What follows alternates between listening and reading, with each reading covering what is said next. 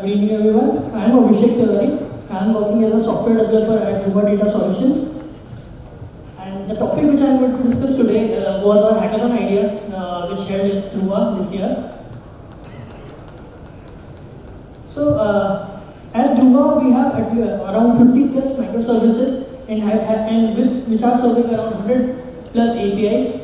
And these are 20. We also have 20 plus base services and which are being consumed by around 50 plus consumers. And since I am part of platform team, whenever there is a change in the APIs which are owned by me, peer developers find it very easy to just get to my desk, ask for like how I can integrate this. And even though they integrate it correctly, sometimes after once the integration is executed, we find it difficult to for doing the debugging.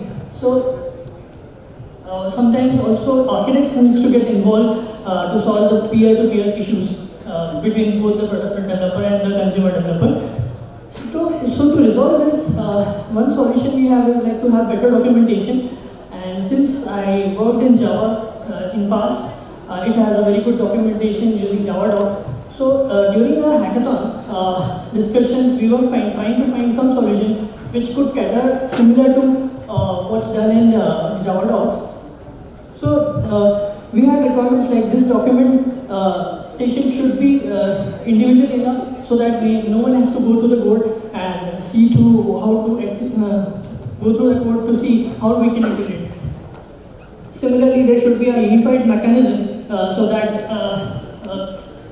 unified mechanism to search through all the repositories available, and then the major challenge for the documentation becomes is whenever there is a change in code, there needs someone to update this code. So it should be automated so that every time there is a change, it's reflected automatically.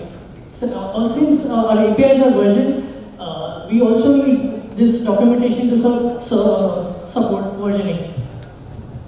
So how did we solve it?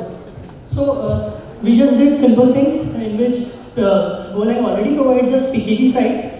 So what we did is we deployed this locally one-time setup in which we created a Git hook, which whenever there is a tag created on our repo, it triggers a REST call over the worker. You can see the worker here. It fetches the data from repository via the Go proxy, in which we use Athens here, and further it caches the documentation into the DB so that it's available for searching. So with that, we solved the issue of automating the documentation, and yeah, this is how it looks like. We created a blog.